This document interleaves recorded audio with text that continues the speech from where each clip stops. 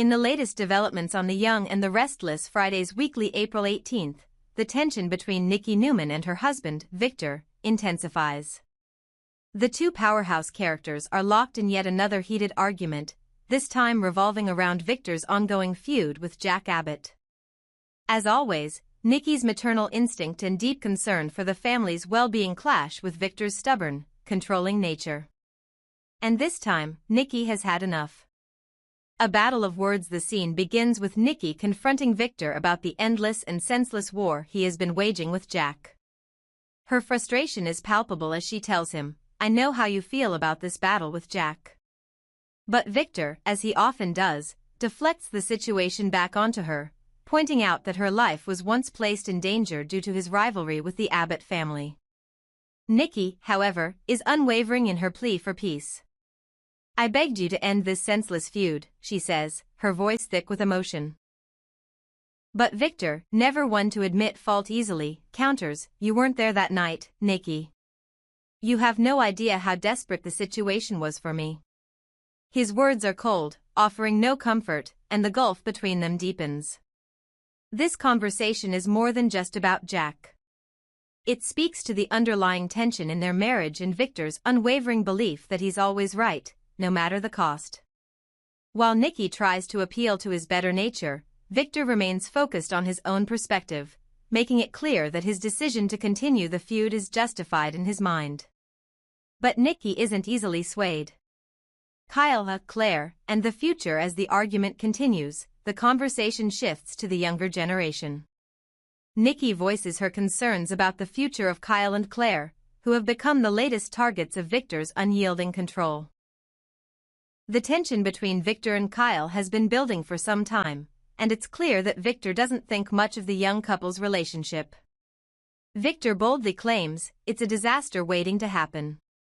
To which Nikki, with a mixture of disbelief and frustration, responds, "When are you going to stop trying to control everyone?" Her question hangs in the air, but Victor, as always, is resolute in his beliefs. He retorts, "I am always right," further asserting that Kyle and Claire's relationship is doomed. "I guarantee it will fall apart," he adds smugly, showing no signs of concern for the young couple's future. Nikki, perhaps sensing an even deeper issue here, doesn't mince words. She points out the obvious, that Victor seems intent on orchestrating the failure of Kyle and Claire's relationship. "Do you plan on ruining everything for them?" she asks, her voice tinged with disbelief. But Victor, ever the tactician, quickly denies any such intentions, deflecting the conversation once again. His plan remains unclear, but Nikki's suspicion grows. This exchange serves as a stark reminder of the vast difference in outlooks between Nikki and Victor. While Nikki values freedom and the idea of letting people make their own choices, Victor sees control as necessary for success. The battle lines are clearly drawn in their marriage, and the stakes couldn't be higher. A change of topic, Billy Abbott's pursued. As the conversation heats up, Victor skillfully shifts the focus away from his strained relationship with Nikki and her concerns about Kyle and Claire. He brings up the topic of Billy Abbott and his possible pursuit of Chancellor Industries. Victor casually mentions that Aristotle Dumas and Billy have arranged a meeting, suggesting that Billy might be setting his sights on the powerful business conglomerate. Nikki, ever the problem solver, immediately becomes alert and prepared for action. "I'll confront him," she says with determination, ready to take matters into her own hands. But Victor, never one to jump into a situation without a calculated plan, offers a more strategic approach. He advises Nikki to keep her eyes wide open and her ears tuned, essentially suggesting that she gather information rather than rush into any confrontations. As always, Victor's approach is methodical, preferring to control the narrative from behind the scenes. Nikki, however, knows she cannot simply stand by while her family's future is being manipulated. The question is whether her direct action will clash with Victor's calculated moves.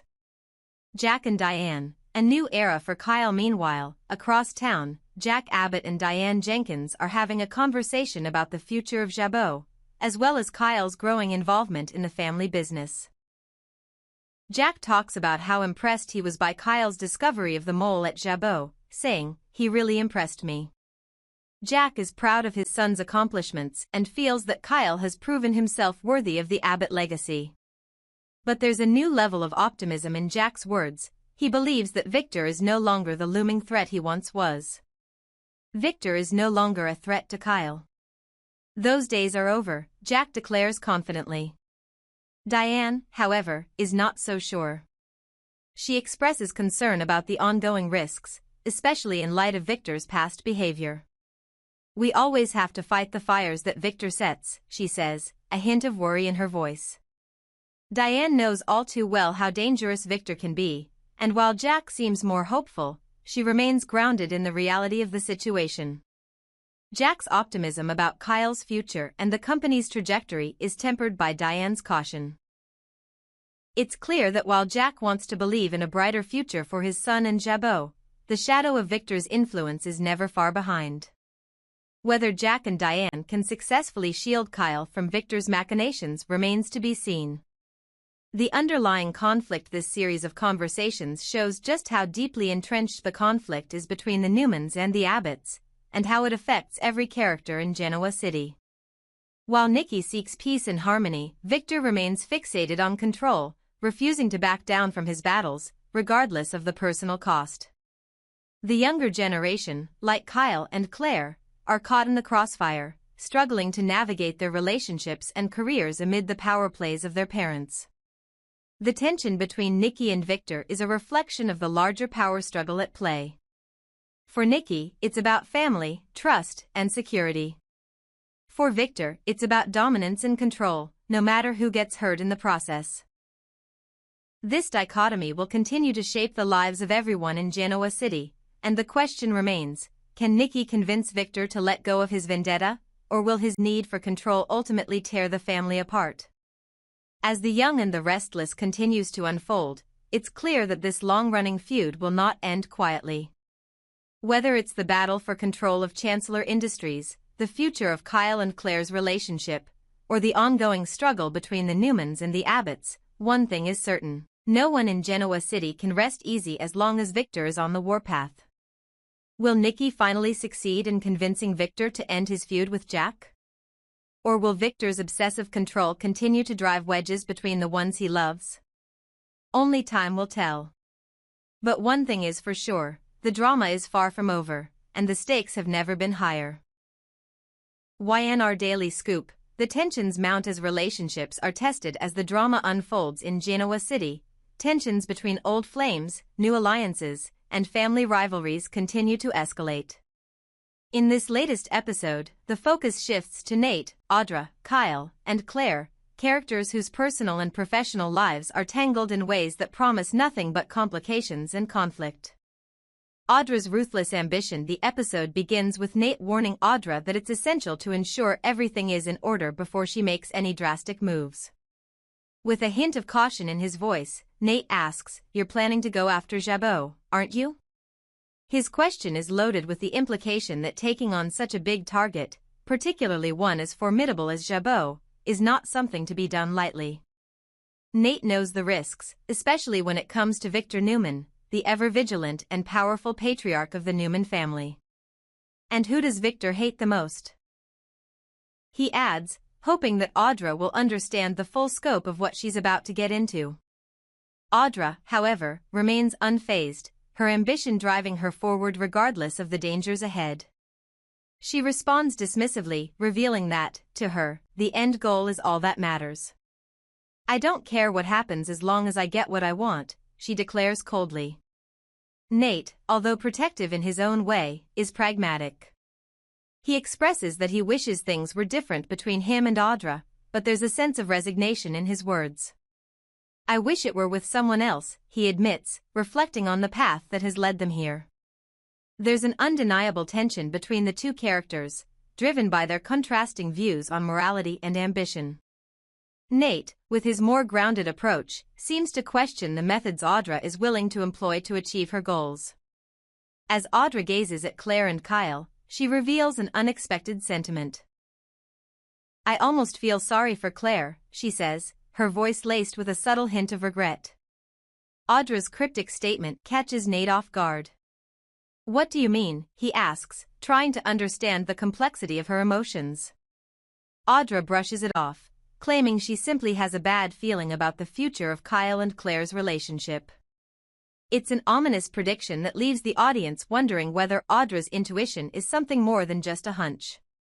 Kyle and Claire's relationship struggles. Meanwhile, at a nearby table, Kyle and Claire find themselves navigating the complicated waters of their relationship. Their discussion centers around Kyle's past with Audra, which continues to haunt their present. Claire, who is already feeling insecure, questions whether Kyle still has lingering feelings for his former lover. "Do you still care about her?" she asks, her voice tinged with doubt. Kyle, however, dismisses her concerns, insisting that his relationship with Audra was nothing more than a brief fling. "It was just a casual thing, Claire," he assures her. Despite his attempt to downplay the significance of his past with Audra, Claire's persistence pushes him to the edge. As she continues to probe, Kyle's frustration boils over, and he snaps at her. "Can we just drop this?" he exclaims, his voice sharp and unyielding. In the heat of the moment, Kyle apologizes, realizing that his outburst was uncalled for. "I just want to forget everything that happened with Glissade," he admits, referring to the company where he and Audra were once involved. His admission of wanting to move past the drama is genuine, but it also highlights the underlying tension that remains between him and Claire. Kyle's desire to focus on their future together is clear, but Claire's doubts linger, casting a shadow over their relationship. Kyle tries to reassure Claire, telling her that he's no longer concerned with what Audra says or does. "I just want to focus on us," he says, his tone softening.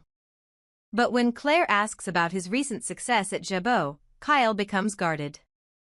"It's a big win for me," he says, but refuses to go into detail about the specifics of his achievement.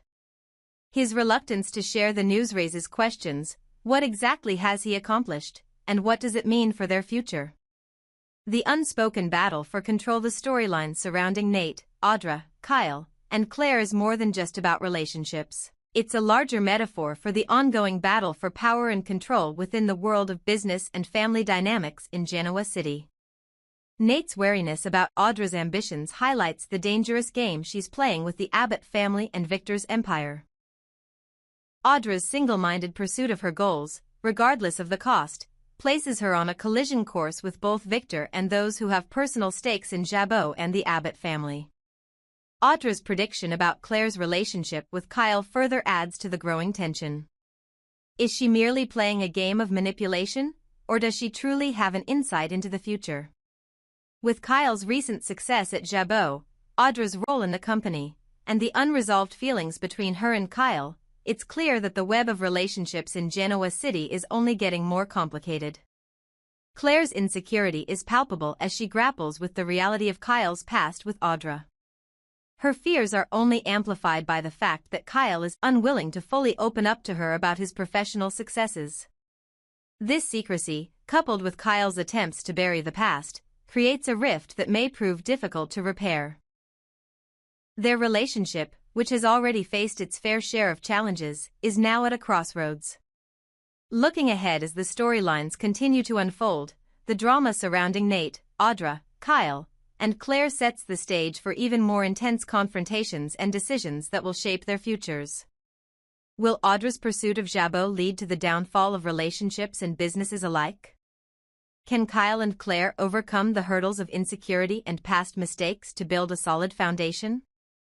And how will Nate's conflicted feelings about Audra affect his future in Genoa City? What is certain is that these characters are at a turning point. Whether they can navigate the treacherous waters of ambition, love, and power without sinking remains to be seen. As alliances shift and old wounds are reopened, The Young and the Restless continues to deliver a captivating mix of drama, intrigue, and emotional depth that keeps audiences on the edge of their seats.